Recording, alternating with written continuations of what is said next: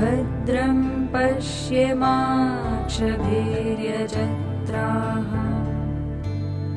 स्थिरैरङ्गैस्तुष्टुवांसस्तनूभिः व्यशेम देवहितं यदायुः। ॐ स्वस्ति न इन्द्रो वृद्धश्रवाः स्वस्ति नः पूषा विश्ववेदाः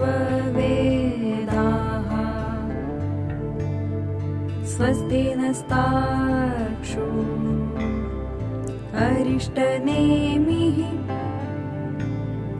स्वस्ति नो बृहस्पतिर्दधातु।